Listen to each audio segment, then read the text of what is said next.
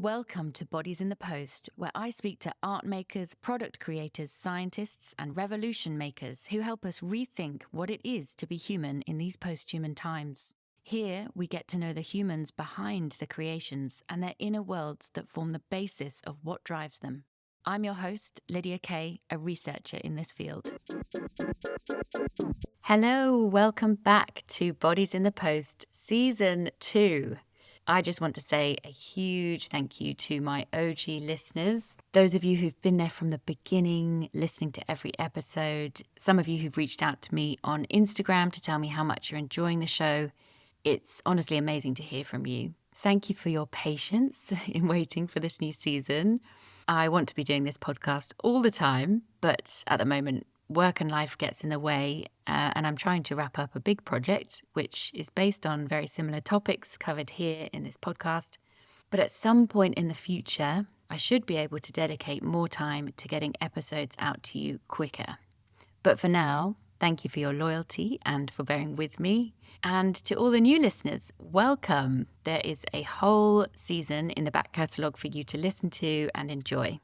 For Season 2, I'm not going to be able to publish an episode every 2 weeks, but I will be putting out episodes as often as I can.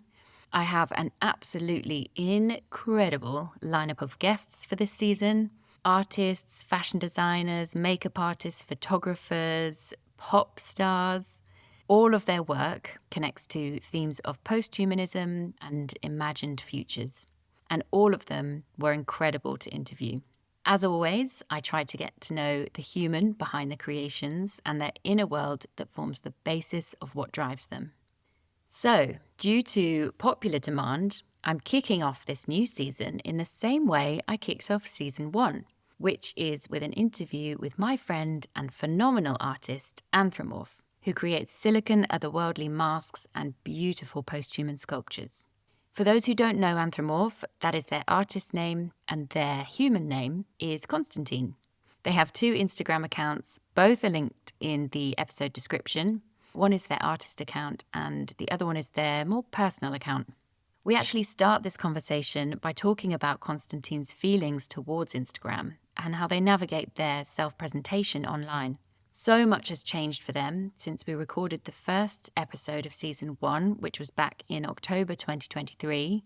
Constantine is transgender, and back then they had only recently had their face feminizing surgery. The masks that they created had been very connected to the gender dysphoria that they felt about their face. So after having surgery, their artistic direction changed. We talk about the recent sculptures Constantine has been creating, which depict hybrid, transgender, prehistoric bodies which disrupt the normative Greek classical form of sculpture. Constantine's art is very linked to conversations about gender and transitioning, so we discuss where they're at with this, and we get quite technical about trans identity. So a disclaimer for this episode, for any new listeners here, I'm a researcher and academic, and a lot of my focus is on contemporary identity politics, gender studies, the notion of future bodies, and posthumanism. I basically look at how art and fashion can generate new bodily forms that provoke important conversations about what it means to be human living in this highly technologized world. But I'm not transgender, so I'm aware that in these conversations, Constantine's voice and experience on trans issues is paramount.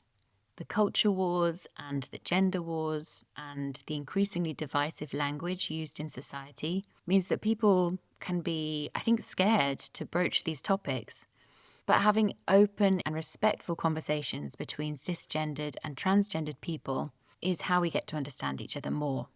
So Constantine and I talk about some of the complexity that surrounds transness, and I want to reassure you that it's a very open discussion between 2 people that trust and respect each other. Aside from this, we also talk about posthuman art, Constantine's artistic inspirations, and what we think about the extreme body modification practices of people who alter their bodies to make themselves look like another animal or mythical creature. I've put some links in the episode description to 2 people we talk about. One of them is Black Alien Project, and the other one is, I don't know her exact Instagram handle, but she's known as either the Dragon Lady or Lizard Lady, I think there are articles using both those descriptors. And they're both really, really interesting artists and identities and people. Constantine and I also get really deep about what we think about the future of the world and the differences between the posthuman and transhuman body. We do talk about sex and adult themes, and there is swearing. So you have been warned. I hope you enjoy listening.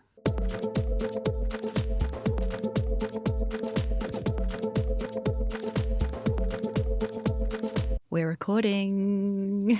Welcome back, Constantine, or Anthromorph. Thank you so much for having me. I was very keen to have you back on the podcast, partly because we have such great conversations and you're a good friend, but also because your podcast episode has just been the most popular out of all of them. Everyone's loved it. You get the most listens every week. So welcome back. It's a pleasure to be back, and I've been loving so much listening to the selection of artists and creatives you've been including in your conversations. It's been really nice to learn from everyone and the different perspectives they all try to investigate. And I completely agree. I cannot wait to delve in conversation again with you. It's always like a very nice exploration. It's always so nice whenever I see you. But today I was like, because we started talking so much already, and you have just delivered a guest lecture for some of my students that went very well. Thank you. So because we were talking before, sometimes I'm thinking, wait, we have to pause because we have to have it on the pod. Yeah, we entered a lot of like discussion topics that we're like, wait, actually, let's not. Yeah. Not yet. Hold it. So one thing I should just clarify is that the last time I interviewed, it's the first recording I ever did. And I released that episode, I think it was October 2023. And you've been up to a lot since then. Yeah. So at that time, I mean, you're still creating masks. You had recently sort of tried to not close your Instagram account, but move away from it.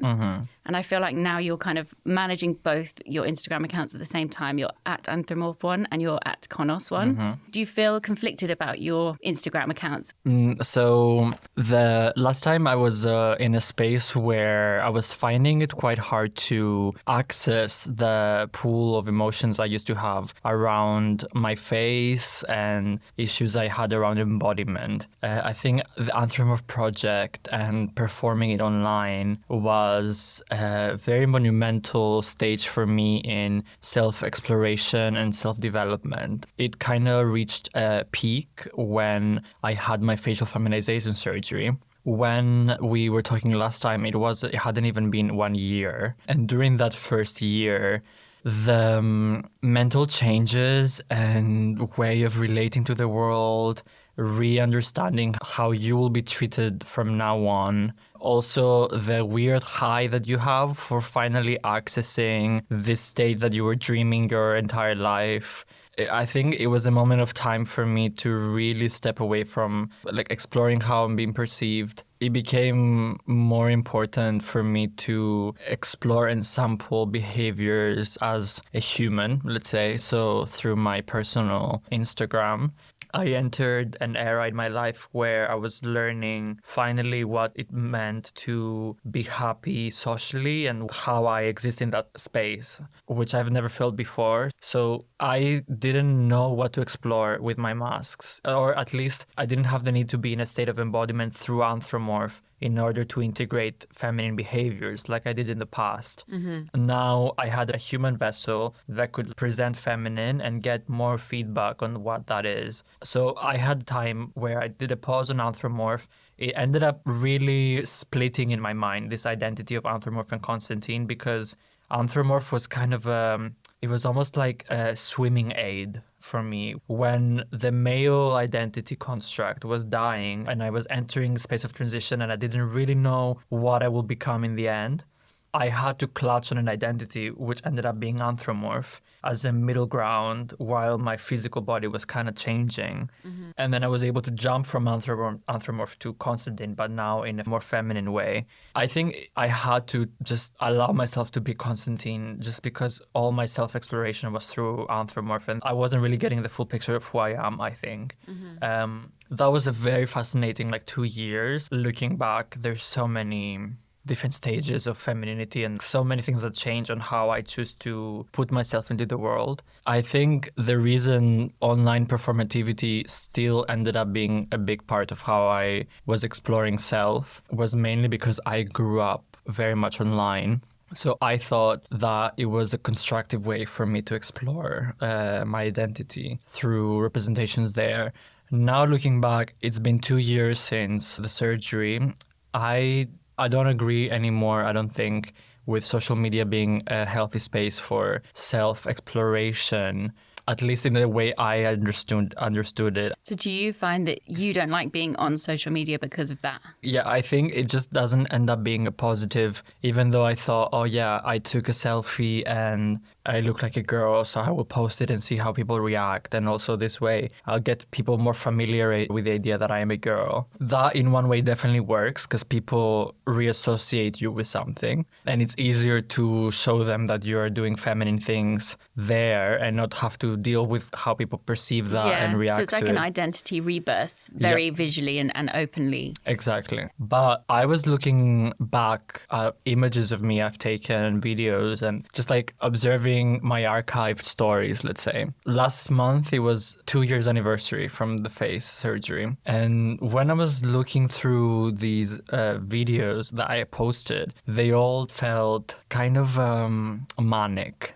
The posing was very strong and you could really see that that person is experimenting. Like it really felt like a performance. Very aware that what I'm doing is being perceived, and there was a very strong need to exaggerate femininity. In a way, it's very similar to what a lot of teenage girls go through as well, when they sort of, their body develops and I really remember it. I remember suddenly realizing, that you're getting attention in a different way from a different kind of person. You start to realize that you're becoming a woman and that you've kind of got a bit of power there. Mm-hmm. But then as you get older, you realize that it doesn't actually give you power. Mm-hmm. You think it does, but it doesn't. And actually it can be quite scary to be noticed sometimes. Mm-hmm. And particularly when you're young. I am having this realization a lot, especially looking back at how my sisters were growing and reacting to going through puberty in school, and how, in comparison, me going into puberty in university and early adult life. Your female puberty. Yeah.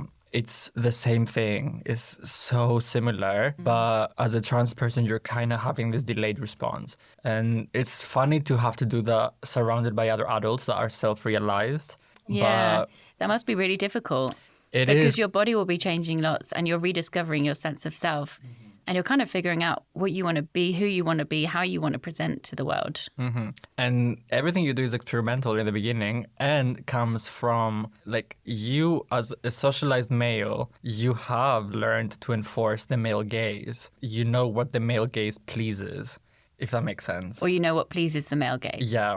Because you're socialized to become an enforcement of the social gaze. Like, you're taught how to create hierarchies with girls' body, women's bodies and stuff like that. Even if you don't uphold it, it's part of your cultural conditioning. So when you start transitioning into a feminine person and you have been socialized as a male, in the beginning, what you assimilate as femaleness and femininity doesn't really come from real femininity or a woman experience. It's very much how you perceive it. Yeah, or how you had perceived it before you transitioned. Very much serves the male gaze. Mm-hmm. So I was very lucky to have very self-aware sisters that have already finished their puberty and have developed amazing women who, even though they're younger than me, they became my older sisters because they would be able to advise me and see these traps of feminine puberty. And they were able to give me a lot of advice just to progress more smooth. That's so nice.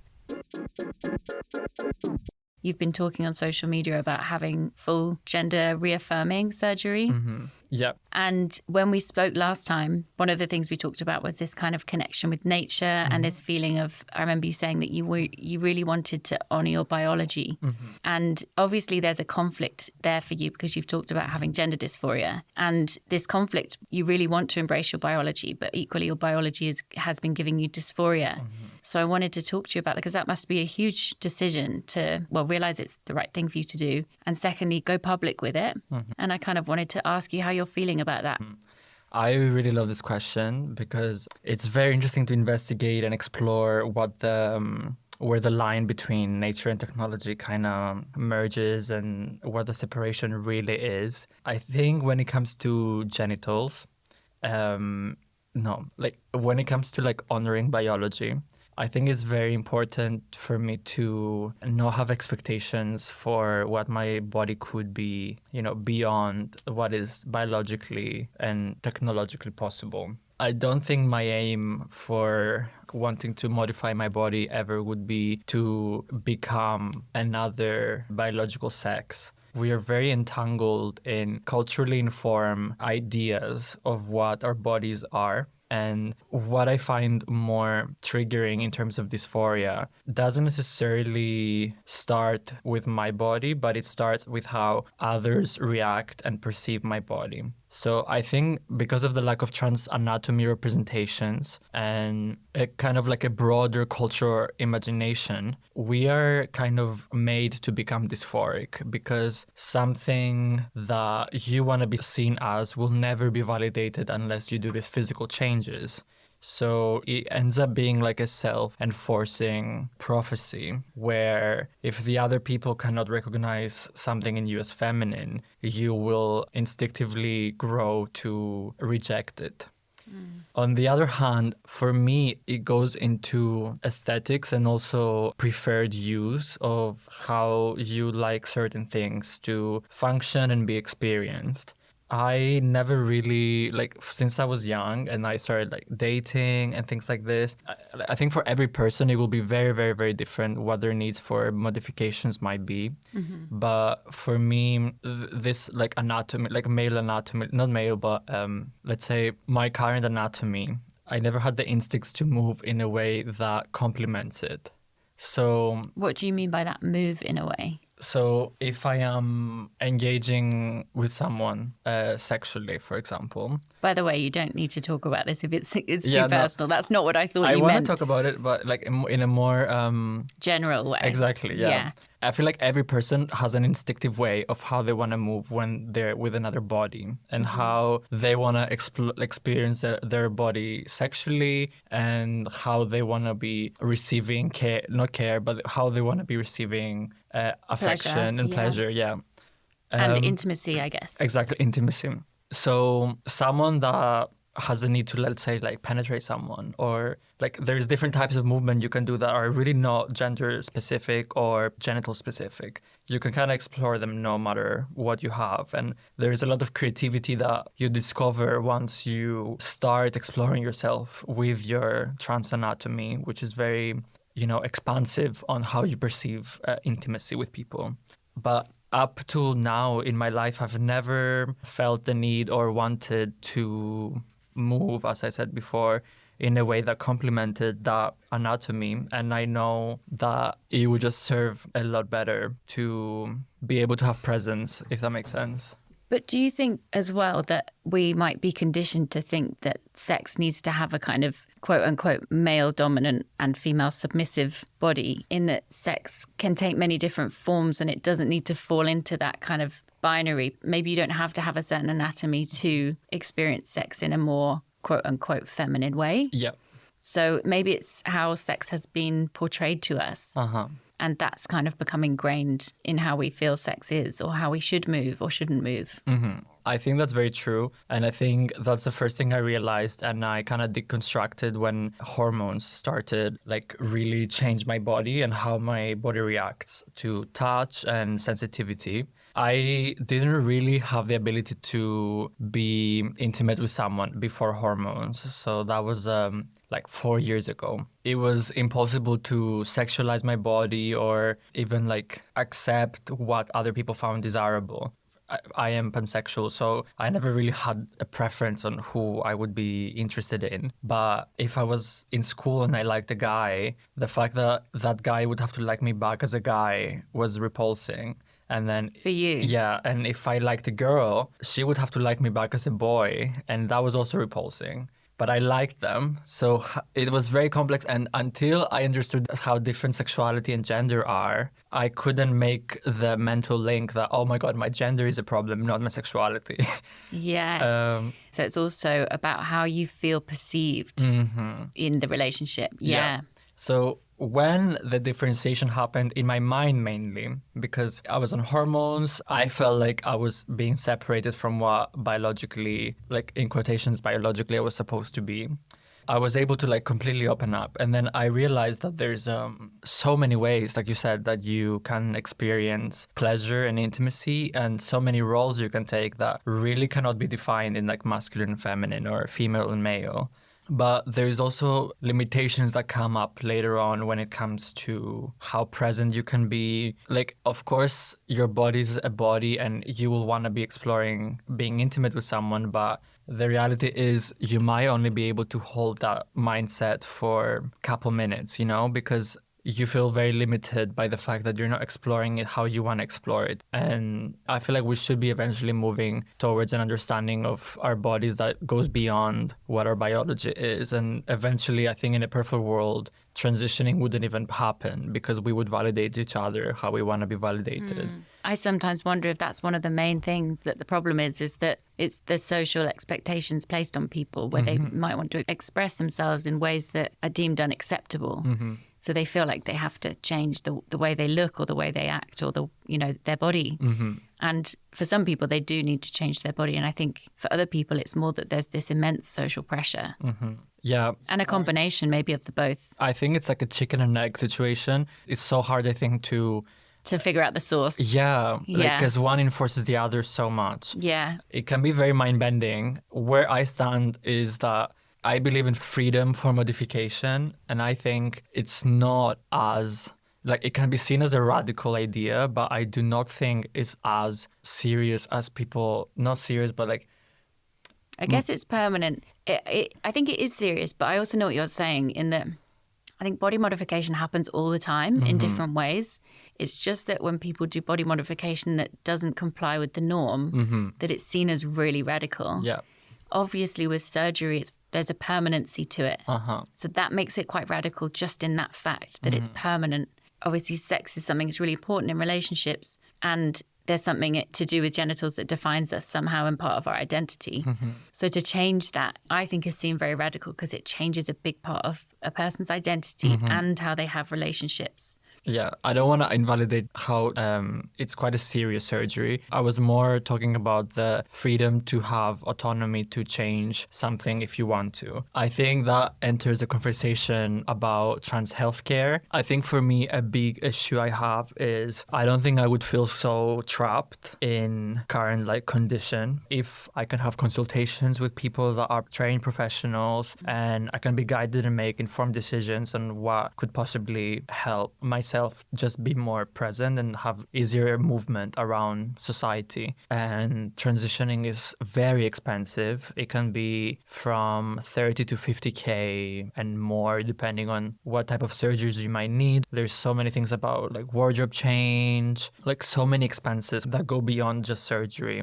These things are such a financial setback. Majority of people would never be able to afford it. Never. We cannot even afford university education. So in order for you to be able to be focused and productive in your real life without being constantly bombarded by feelings of repulsion for your body, I think just not knowing that you can escape that and you can access care whenever you need to and you're ready. Because if you cannot really imagine yourself happy because you don't know how you're going to be able to afford ever these things, I don't know what motivation you would have to imagine your future. So for me, I know how liberating it was to move forward with my transition. And I know that every time there is a fear to ask for the care you want, but the reward is amazing. And all you have to do is just take the first step. So I think I was doing myself a disservice by kind of accepting this middle stage of actually I've come quite far in terms of my transition, but it's definitely not completed. I really don't want to carry transition goals. You kind of want to close that chapter. Exactly.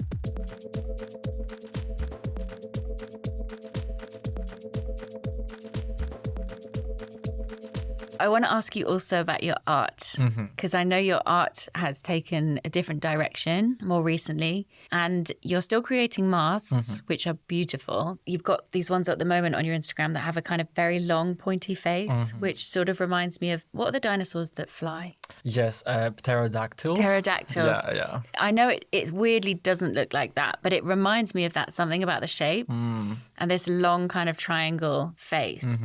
And you've taken a kind of different aesthetic for your masks, but you also mentioned that you're going into sculpture. Yeah. Which we did talk about actually in episode 1, because you said you wanted to make these sculptures that were kind of trans species, transhuman, bodies with different limbs and disabilities. Yeah, I did say that actually. Sculpture has actually been my first instinct since I decided to like explore and like just learn the craft on how to work with silicone and sculpting and things like this. I was just like very afraid in terms of mainly like budget and space limitations that were kind of holding me back. Like mask making seemed more accessible. I was very interested in referencing animals because I needed to ground on Earth. And I think finding beauty in animal parts was that for me. But now, because I've reached a space where I'm very grounded and very confident, I ended up looking further back on material architecture. So you can say an animal form is like already a very complex material structure. It needs a lot of logic. It took a lot of evolution, so many years of evolution for anatomic structures to reach the level of complexity to create a cell which can divide. Before that, way before that, it was just not numbers in like literal sense, but essentially there was just logic, harmonies, and shapes, and very clear geometry. And I became very inspired by that type of materiality. So kind of pre-human form. Pre-life form. And Pre-any life form. yeah. And you can take it as back as like pre-any form. Like, so like in almost like a black hole. More like anatomical. I remember looking a lot at how crystals are structured anatomically. And you know, this like rhombus. Is it called rhombus? I think so, rhombus, yeah. Rhombus shapes and diamond shapes and crystal shards and like snowflakes under a microscope. Exactly. Yeah. So these type of geometries and like it's like forms that need logic and are very much based in logic, and the logic is so simple. It's also the kind of forms that I think connect when people do LSD or mushrooms, like psychedelics, the geometric shapes that come through in the hallucinations. There's something really kind of like, I want to say archaic, but that's not the right word. No, it is primal though. It's primal. There's something really primal about it. And it goes back to almost our origins, or, you know, the universe as it started or something. Yeah. So it feels almost like this is still grounding for me, but the history of the ancestry we have as material forms goes beyond just first cellular life. All the atoms that made everything always been here and they will never go really away. Or the energy that has like manifested everything. So it's just logic and geometry. That's the shapes I'm exploring now. So when I'm doing masks, I want to go away from animals, as far away from animals as possible. When they're on the human body, I think it might still evoke that though. Yeah, that's what I want to see. How does these two marry? When you see a human body formed in the shape that echoes the first crystal, do you recognize the crystal after that as like a body? If you abstract it and you see it as objects, what is the line when everything is actually just the same material? I mean, there is a classification on when something is considered alive, of course, but I feel like it's funny to transcend the binary of like object and life form. And I guess as well, that idea of what is alive and what isn't.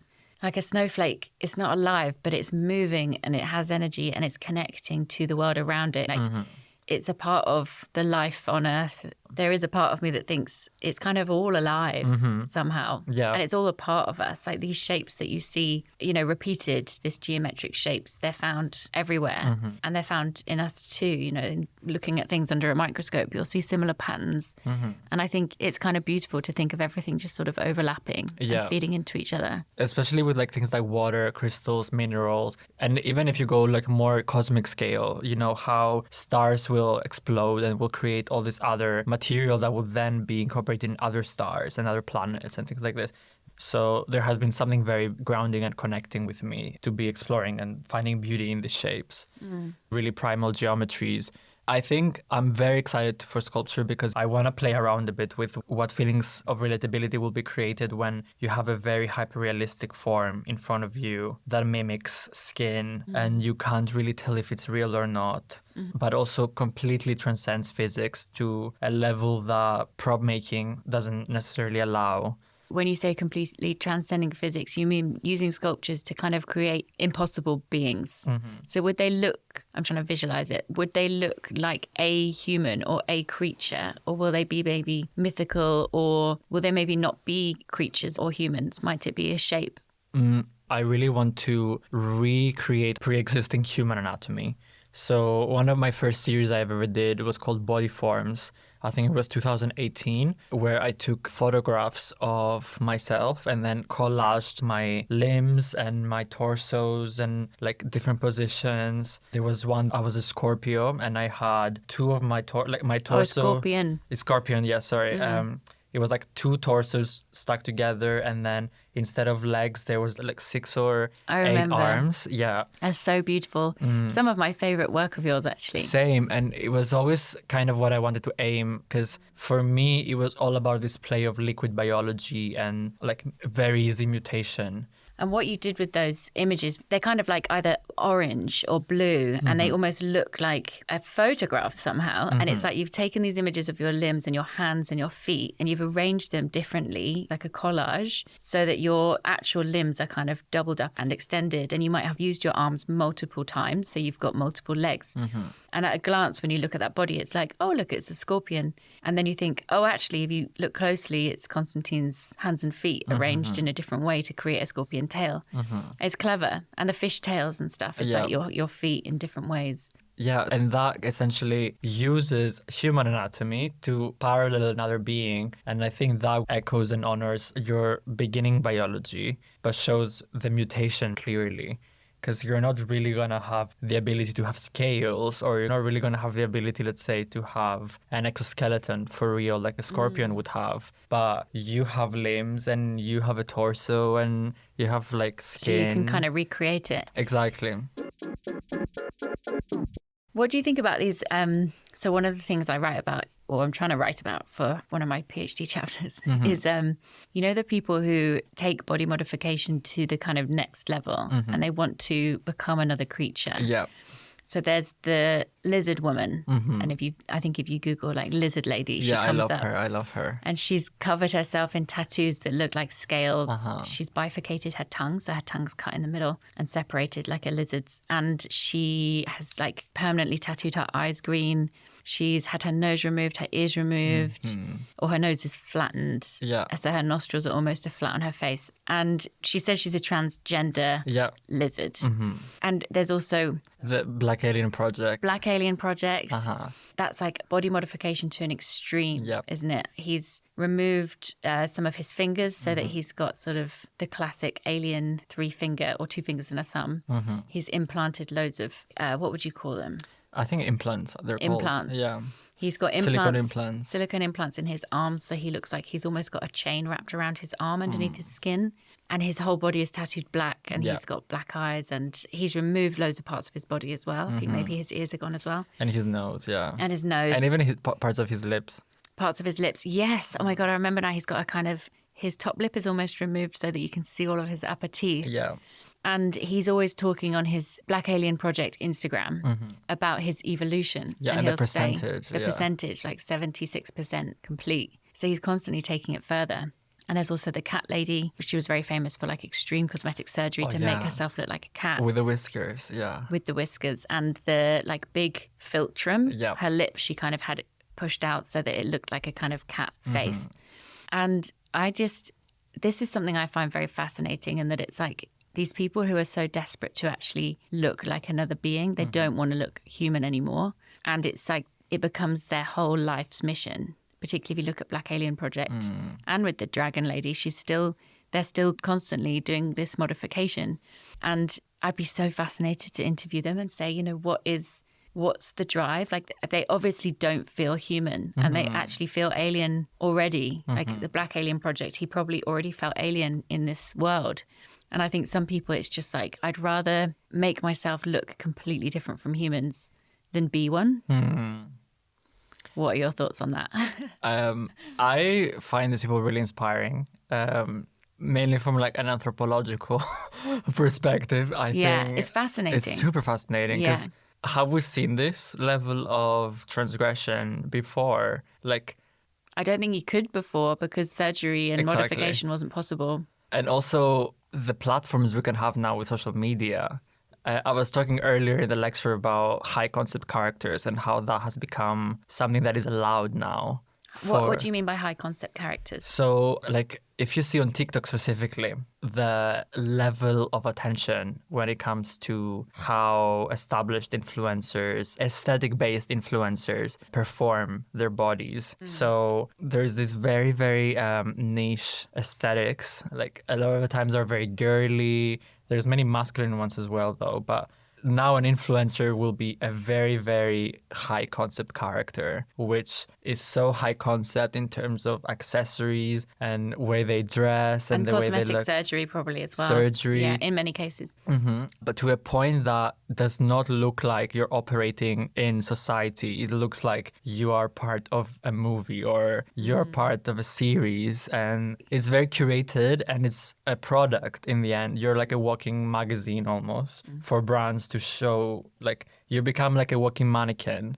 But An advertising space. you are in an advertising space, yes. Yeah, you become a valuable source of advertisement. You become able to capitalize on your body heavily. So you're allowed access to power, positions, like a lot more jobs available to you. And essentially, you have this validity that you were never able to have like 50 years ago. You know, if you're someone in like a random town that wanted to be a lizard person or an alien, how are you going to work in your community? So you think through social media, they're able to get some kind of fame. And through that fame, they access a certain power, which makes their life livable. Yeah, like it's viral potential. You will always have an interview you can do, and there's always like a product you can sell. And like, because social media is so image based, actually, it's a very good strategy to become as non human as possible in terms of like shock element.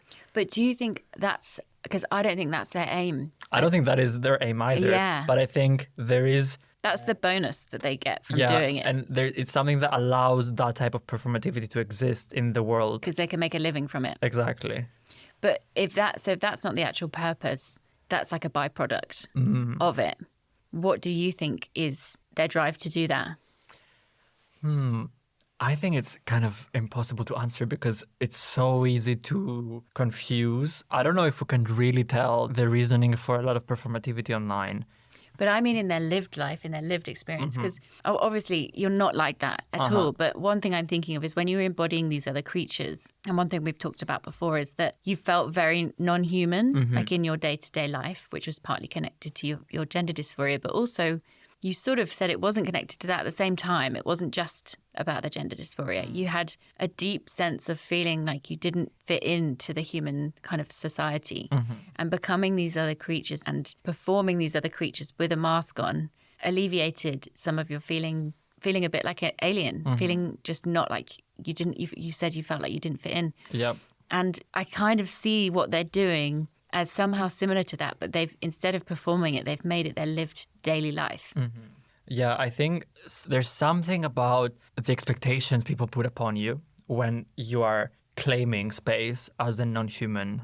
I think it's like a very strong way of saying you cannot expect me to behave in a human way. Yeah, and setting clear boundaries. Exactly, exactly. We're like communicating our boundaries, and I think in a way it kind of sets up a space for you to have more freedom in your behavior, and also might allow you to feel free in choosing. Like, I feel like it might give you a sense of not authority, but a sense of empowerment and awareness that you are choosing.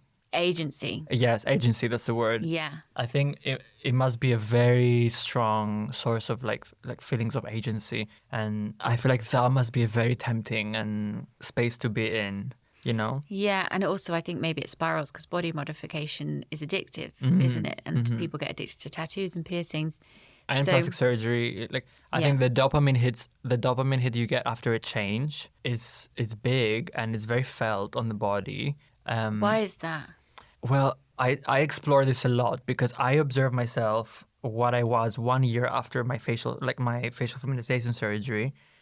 I was high. I was like, Yeah, you mentioned that before. You said you can see that you were manic. yeah, it was not very grounded like feelings. You become very it's not really narcissism, but you become obsessed and you think you've reached perfection in the beginning. But it's mainly just like the dopamine rush you feel because you achieved this thing.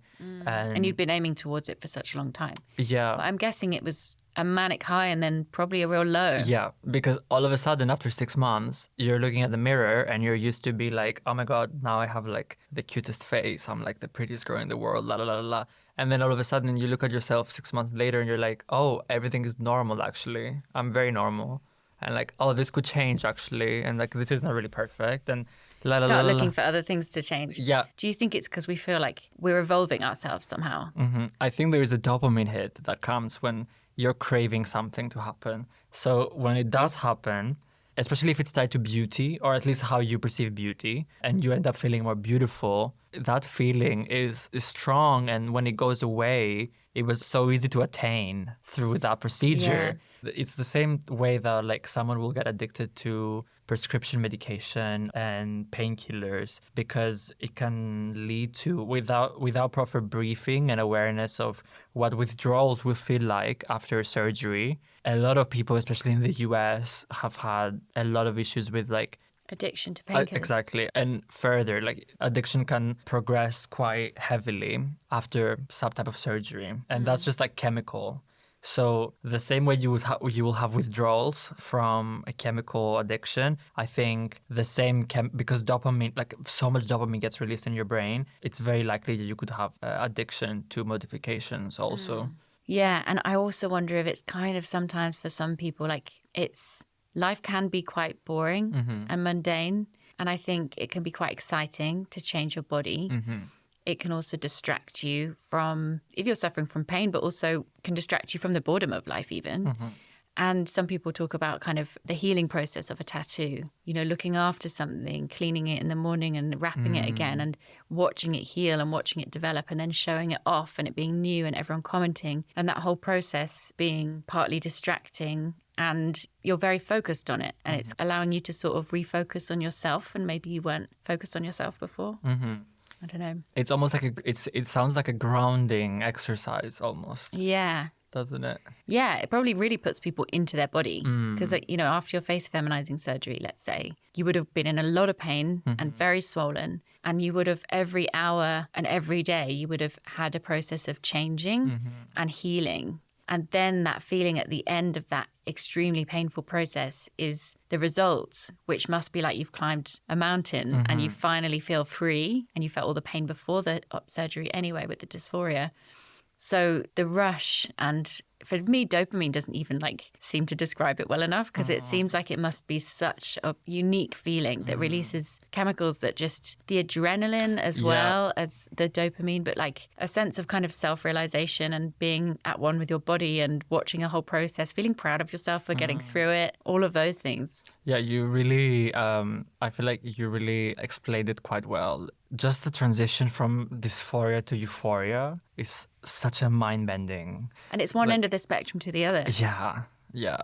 But then I feel like we forget a lot of the times as trans people that euphoria, you reach a baseline very easy in life with a lot of things. And I've observed it in my life when something really traumatic happened, so unrelated to, let's say, transition, but like really traumatic things that affected my mental health when I was younger. And, you can find yourself being in this space where you feel like you're trapped in this infinite dimension of pain and trauma. But actually, so many things reach a baseline. Like, I remember in my life, there was moments I never thought I would ever be able to be normal or feel normal and okay.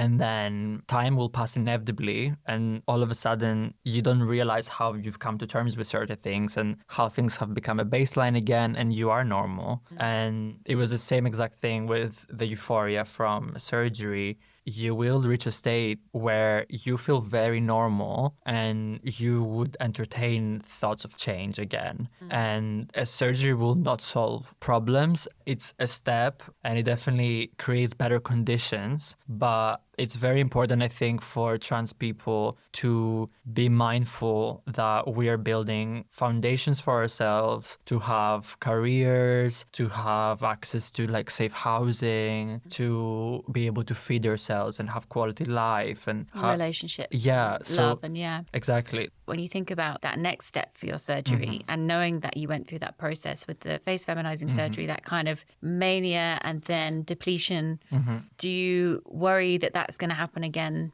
Well, it probably will, but like you say, you return to this baseline of normality, and I guess that's what you're aiming for, is that baseline of normality. Exactly. But do you feel scared of that roller coaster that you're going to have to go on again? I do, because you just cannot expect what it would look like. I don't think I could have expected. I didn't know what the euphoria would feel like, and I didn't know how I would be reacting when I was on that state. There's many things that can skew, your like happiness after a surgery, such a complicated surgery. So it's really good to manage your expectations, essentially.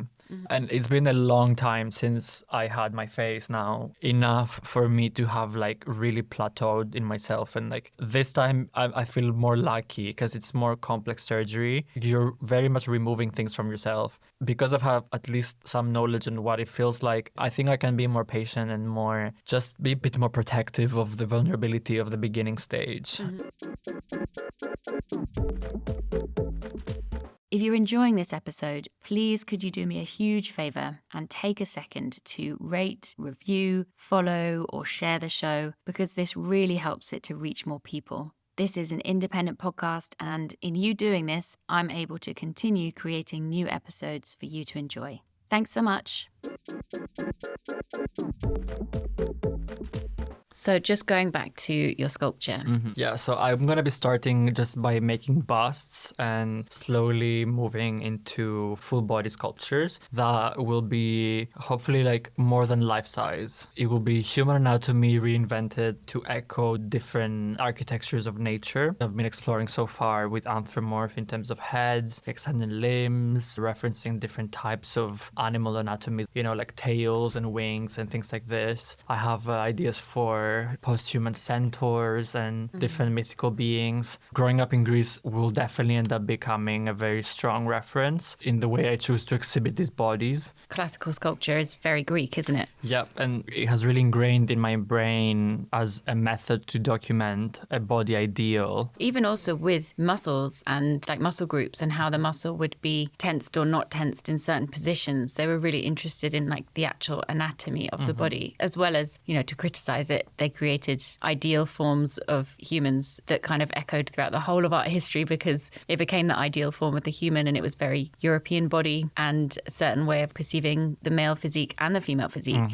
And art history became so European focused because of that, and like everything else was seen as kind of primitive art, everything outside of Europe, and that obviously was destructive.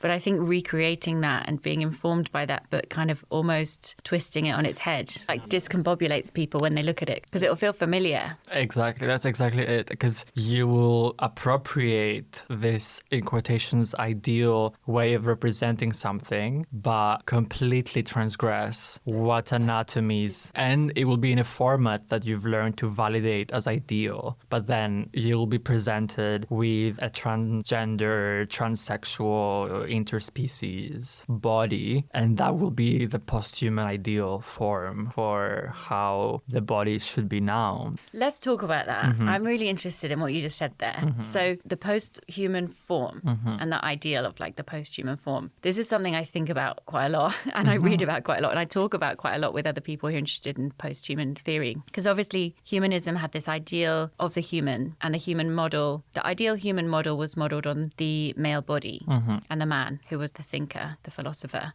And when we talk about the post-human, I often talk about it like a hypothetical, like the post posthuman, what could it be? But also some of the people who I philosophize with, they're like, we are posthuman now. And I see, that's why one of the reasons I'm writing about and interested in gender, because I see gender transitioning practices as a very borderline posthuman and transhuman act. And I think that there's a divide in philosophy of posthumanism and transhumanism, which are very against each other. They disagree with each other quite a lot. Transhumanism is about like bettering the human, but it's still very anthropocentric. And posthumanism is about getting rid of binaries and hierarchy and being more equal and not destroying the planet and not being anthropocentric. But I think that dividing them is also very binary. So part of the thing I'm trying to do in my writing is to show that they are not binary philosophies. And transitioning practices or body modification practices, they are transhuman, but they are also posthuman at the same time. And those two things can exist together. Gender transitioning practices can be viewed as transhuman because it's very focused on the self and the individual, and it's putting the human in the center. And it's like technological elevation that only is able to be sustained through technological advancement, capitalism, pharmaceutical companies. And there's a real interaction with capitalism as well. Yeah, like you said. And the intermingling of the human flesh with technology and also with other species, you know, the feminizing hormone replacement therapy. There's a chemical in the drug, estrogen drug, that is needed, that comes from a hormone that's from the has to be pregnant mares. So mare is a horse, a female horse. So that interaction with this other species, plus the interaction with capitalism through pharmaceutical companies, plus the interaction physically with other technology, I think makes trans bodies some of the most posthuman bodies, like more posthuman, you know, because of this engagement. But also, women are also taking that same drug who are going through menopause. To alleviate menopausal symptoms. Exactly. They take the same drug. And so it's like when a female cisgendered woman takes that medication for her menopausal symptoms, it has a very different connotation to when a trans woman is taking those hormones in society.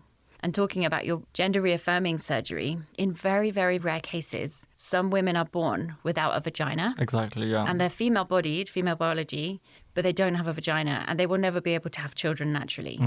They don't have the reproductive system that they need. So they will reconstruct a vagina for her so that she can have an intimate partner. When that surgery is performed on a cisgendered woman, it's not considered like wrong surgery. It's considered like because she wants to engage in heterosexual sex with someone. Whereas it's almost like she's robbed by not being able to access that. You know what I mean? Like the doctors will like force you to have it in a way. Like it's the same with like intersex people. Like they will force you to have the surgeries, corrective surgeries. Yeah. They will say. Before the child is old enough to consider what gender they might want to express as. And before your body is even big enough to be able to handle a scar tissue. Because scar tissue doesn't grow, you know, doesn't like become larger. Like when your body grows. Stretches. It doesn't stretch. No. So if you do a surgery on a kid in a place that will expand later on, the scar will... cause damage. Yeah, like it can be quite invasive. But you're right, the connotations on this type of surgeries are so different. So different, yeah. And I think that's something that I find interesting in that we are posthuman, we are kind of all transhuman, posthuman, but certain bodies are more than other bodies. I love that you just said like the binary between transhumanism and posthumanism, because in a lot of ways you are very right. I think people that are engaged with these thoughts tend to kind of have I know for a fact that I have a very strong side on the binary when it comes to transhumanism, posthumanism. You feel more posthuman? Very much posthuman, because in my worldview I centered harmony with nature and nature system. You feel very connected to nature. Yeah, and other beings, and like for me, evolution doesn't involve me necessarily. I feel like I exist in this dance between the self and the other, and everything is informed by that instead of like a solely individual need for evolution. So I was having this issue with myself when I was thinking about transhumanism, because we have this idea that transhumanism requires a very, not dystopian, but pessimistic, technological pessimism. I feel like a lot of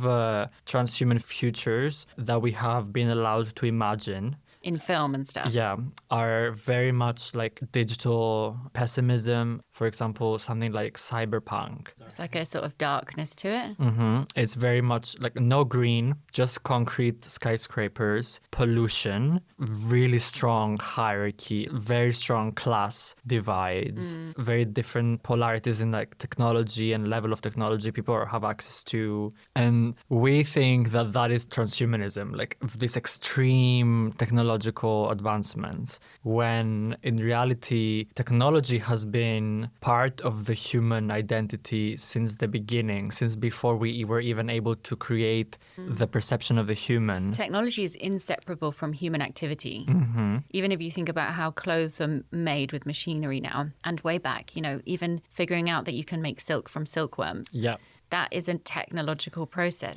We use technology to create. It's such an important tool. We created writing and we were able to have numbers. And before that, we created language to create, to create tribes. And before, like, we started hunting with tools. So everything we've done has had technology and innovation. The same way like ants, for example, like insects create their own nests or birds create their own nests. Like technology, I think, is linked with being alive in some way, because one of the properties of being alive is the ability to alter your environment. And the further you can execute that, we are now able to reach anatomical scale, which is an incredible stage to be in, to have such precise alteration power of the universe. And then some people would say that's too much power. As in, people can criticize transhumanism by saying this is too much power and you're altering the world in a way that makes you're playing God. You shouldn't have the entitlement to go and destroy these areas to build a huge building. And where's the line? It's very difficult to know, because we want to progress and we have to survive. But even this idea of like going to Mars and colonizing Mars, that for me is a very transhuman thing to want to do. I think to just be like, well, we've fucked this planet up, so let's just go on to the next. I just think that's such the wrong decision. These people with billions of pounds could pump it into finding very advanced ways of becoming sustainable. I agree. I think it's all about the intention and what are you going to choose to do when you're given that power. I feel like the fact that we are allowed to access that power doesn't necessarily give humans some type of hierarchy, or like in the universe scale. Of course, it's an achievement to have a form that is able to have so much control over reality. But throughout infinity, that can happen probably in many different ways. What can happen? Like for a form to be created that can have a lot of power over its material surroundings. I mean, there's also posthumanists who are very conflicted about this, and extreme posthumanists. I think I've talked about her before on this podcast in a different episode. Patricia McCormack. She has a human manifesto. It's called A Human, all one word, manifesto. And her hypothesis is basically that humans have gone too far. We've fucked up the planet too much. The planet actually isn't for us. It's not made for us. It's made for all of the millions of other species. And that the right thing for us to do is to let ourselves die out, stop reproducing. And that's the only way that the earth will continue to thrive. If we continue to live on this earth, we'll fuck it up. But that, I think, is seen as quite a dystopic view. So other posthumanists are like, let's just try and be a bit more positive about this. If we all work together and collaborate and try and fight for equality, then we can do positive things. I do think putting our attention into positivity is actually more beneficial than accepting extinction. At the same time, it's funny that you mentioned this, because I was debating this with a lot of people, like how powerless it feels to be seeing the 6 mass extinction happen and not be able to do anything about it. And then I was thinking, it's actually a very anthropocentric view to think Earth is special only when it has humans on it, and also when it has billions of alive creatures on it that we can see with our eyes. In reality, Earth has gone through 5 mass extinctions so far, and every mass extinction lasts for millions of years. That's millions of years where if you landed on Earth, you won't see anything and you won't recognize it as an alive planet, so it would look insignificant to you. In reality, there were always like bacteria and microorganisms in the soil, in the waters. There was always life on Earth. might not be visible in our dimension, scale wise. Like, I feel like the real Noah's Ark, like the myth with a pair of every animal coming to the ark to like survive the extinction. These animals are actually bacteria. After any type of extinction, there will be eggs everywhere for life to mutate and grow again from. So What do you mean there will be eggs everywhere? like bacteria to me are almost like eggs that will refertilize the planet. Keep growing and spreading and morphing and mutating. Yeah, these are for me the real like Noah's Ark that will end up repopulating the earth. Can you really do we grieve that dinosaurs are not with us anymore? Even though they had billions of years of being on earth, they were more present on earth than humans have ever been and maybe ever will be. But everyone has moved past that and everyone is really happy with the present and recognizes beauty in different things. So maybe this idea that this panic that we need to be attached to Earth for Earth to have significance is very anthropocentric. And, maybe we're not as special as we think, and Earth will be special regardless if we are here or not. And regardless if all these animals that we've learned and love and were alive next to us end up dying too, there will be other animals that are being created later on when the Earth stabilizes again, because the Earth will stabilize even if you're not here. Like, we are affected a lot and we have done very wrong design decisions that has affected the whole ecosystem and stability it has. So I feel like the harmony and the homeostasis of the planet will be our judge eventually. Or we'll get wiped out by a meteorite. Exactly. The whole thing will just go and we won't know anything about that. I think the reason we think it's special is also because we have documented a lot of the history, well, not a lot of the Earth's history, but as in a lot of human history, even though it's a speck in the ocean compared to what has actually happened. But we feel connected to it because we see the history of humankind through books and everything that we've documented. And we feel connected to it through that. It's our home, isn't it? We'll always feel connected to our home. Yeah, I think we should honor it. And going back to how we can imagine the posthuman body, I think we are in a very special time in human history and human civilization, maybe, where we have so much access to information, to technology, ways of altering the world. We have moved so far beyond our beginning stages of what our body was made for. So we are exploring things that don't actually feel natural. And it's up to us to find how to become natural again. So for me, I don't think anyone will ever have authority to say and fix an idea of what the posthuman body should be like. And I don't think it's a conversation that we should be aiming for, to create a definition that is essentially will end up becoming something parallel to what the human universalized. Because even if you see now, the most famous posthuman and transhuman researchers, you have to investigate, what level of access do they have, identity-wise? What identities are they? How do they navigate the world? How many of them are white? How many of them are cis? And transhumanism is known to be dominated by white men. And also, not to bash cis white men. Of course, there's a lot of space for that too. And the critique there comes from a place where it's it's about power, who's had the most power. And obviously, there's a lot of poor white men out there who have not had access to power and feel very hard done by this sort of white man bashing. But in academia, there's a lot of white male English-speaking transhumanists who write a lot about being human still. And that's a lot of what posthumanism is trying to get away from. It's more about how do we include all of the others who haven't been able to participate in these conversations? How can we include them in these conversations about being human in a better way? Yep. And we need to be careful to not do the same mistake as universalizing something again. I don't think we should be aiming necessarily to create a definition and imagine one way of being.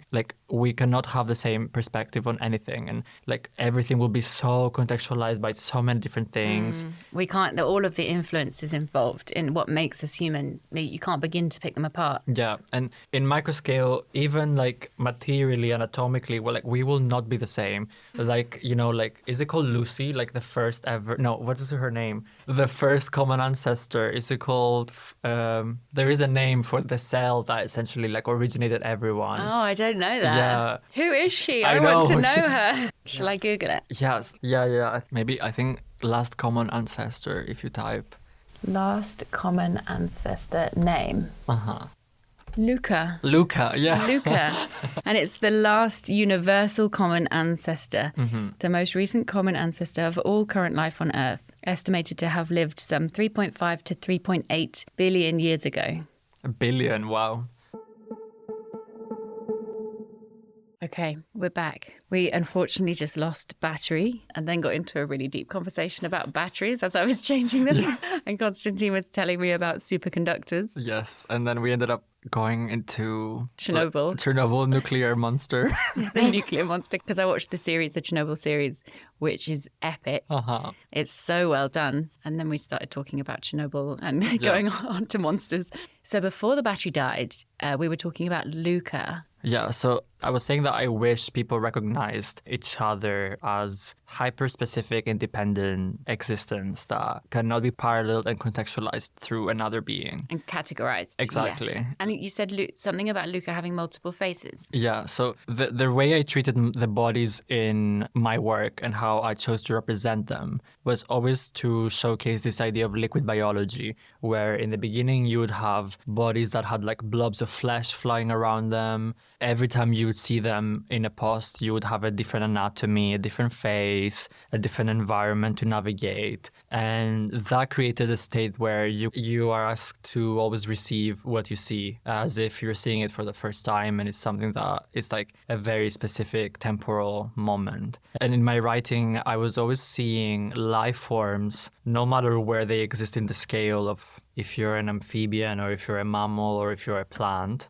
All these things are actually a mutation of Luca, of a common ancestor. And in a way, we are the same essence. We are one body that has many faces, one essence that has grown into countless of possibilities. And every time a new being is birthed, a new algorithmic combination will bring something new. And that will have a new way of interacting with the world. It will end up having its own history, its own footprint in materiality around it. And it will just continue evolving to the point that in a million years, it's not realistic to think that anything in terms of life will be looking the same as we do now.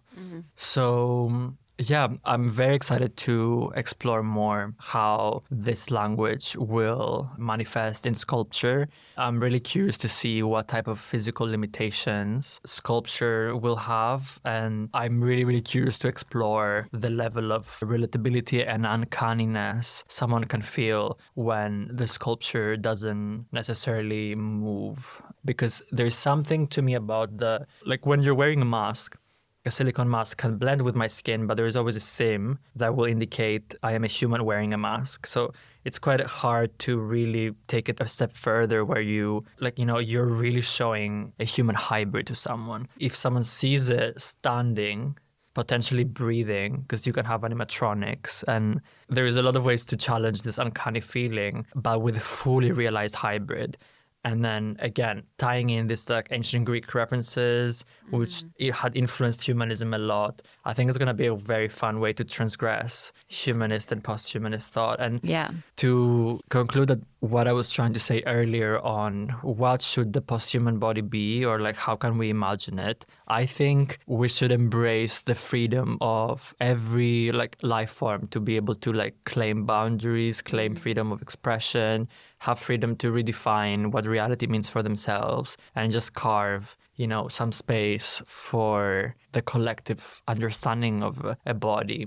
And being alive. Yeah. The other thing that I'm really interested in is also how artists interpret the posthuman. And that's what my kind of main focus is, I guess. It's like, how are artists creating forms that can be perceived as posthuman?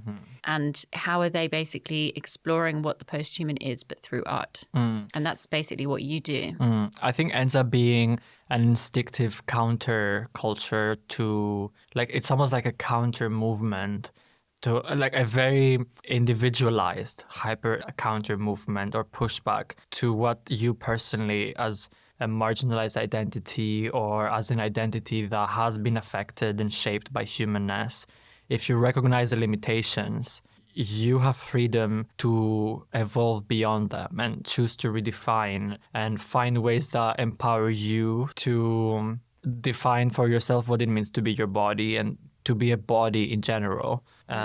It's going to be a individual process. I think I'm all about allowing and giving people freedom and access so they have the power to define their own boundaries and their own reality for themselves. Their own physical experience as well, yeah. I know we have to wrap up, but I think that's something I want to kind of wrap up on, is that kind of the live and let live attitude of let's not tell other people how they should live. I really stand by that, because I think it's everyone's unique experience on this earth and they have a right to explore their humanity. But I also think that there's something that we can like give back and to try and kind of progress thinking around what the human is. And I think through your art, that's something that you're doing, is like challenging and helping people to rethink and challenge their own assumptions and ideas of what the human body is, what it looks like, what it means to be human. So yeah, I think you're doing that very beautifully. Thank you. You're still one of my favorite artists. I'm a fangirl. Thank you. And what a wonderful conversation. I mean, I could continue talking for hours and hours, but I've hijacked your entire afternoon. We will always have the same problem, like not enough time to talk. Yeah. We'll just have to keep doing these episodes, Exactly, I think, every few months or something. But that was so wonderful. Constantine, thank you so much much for having me. It's always a very grounding exercise, like talking about these things with you, because we have had like interviews before even the podcast for your research. So you have seen me since very much the beginning, like beginning. I think you have observed many stages of transition, even for my work, but also personal life. So every time it feels like a very like interesting like milestone or checkpoint, like debriefing. Yeah. It was like very curious to look, listen back and see, and also compare now what the progress has been in terms of where I stand and things like this. Well, thanks for letting me in to your Of world. course. Thank you for having me. Thank you so much for listening to this episode of Bodies in the Post. If you enjoyed the episode, please can I ask you to help me out by liking, rating, reviewing, following, and sharing the podcast, as this massively helps other people find it. This is an independent podcast, and with your help, this means it can reach more listeners and also means I'm able to continue creating new episodes for you to enjoy. You can also find the podcast on Instagram at Bodies in the Post and on TikTok at Bodies in the Post Podcast. Thank you and see you next time.